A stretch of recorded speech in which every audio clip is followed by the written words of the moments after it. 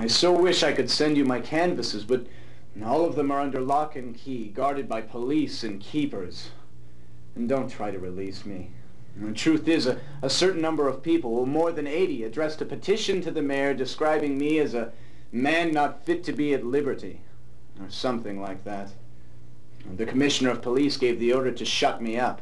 And to think that was after he came to me and told me I could speak with him anytime I needed a friend. Anyhow, here I am, was shut up in a cell all the livelong day without my guilt being proved or even open to proof. And as I have nothing else to distract me, they even forbid me to smile. But why? Why do they pester me with my smoking and eating? I mean, what's the use? After all, with all their sobriety, they only cause me fresh misery. The best we can do, perhaps, is to make fun of our petty griefs, and life too. These last 3 months do seem strange to me. Sometimes moods of indescribable mental anguish, and sometimes moments when the veil of time and the fatality of circumstances seem to be torn apart for an instant. My God, these anxieties, who can live in the modern world without catching his or her share of them? I think I have done well to come here. Well, first of all, by seeing the reality of the lives of these various madmen and lunatics in this menagerie, I am losing the vague dread, the fear of it.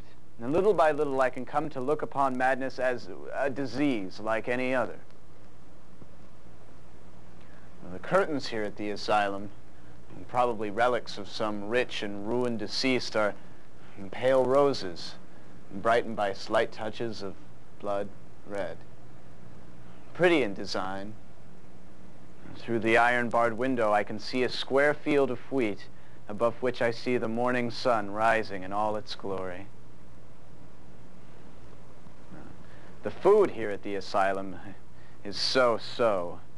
Naturally, it tastes rather moldy, like a cockroach-infested restaurant in Paris or in a boarding house, you know. And as these poor souls do absolutely nothing, not a book, nothing but a game of bowls and a game of checkers, they find no other daily distraction but than to stuff themselves with chickpeas, beans, and lentils and other groceries and commodities purchased from the colonies at fixed quantities and at regular hours.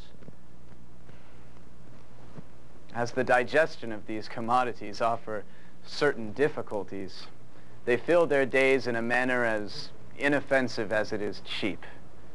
But all joking aside, the fear of madness is leaving me to a great extent, as I see at close quarters those who are affected by it in the same manner which I may very well be in the future.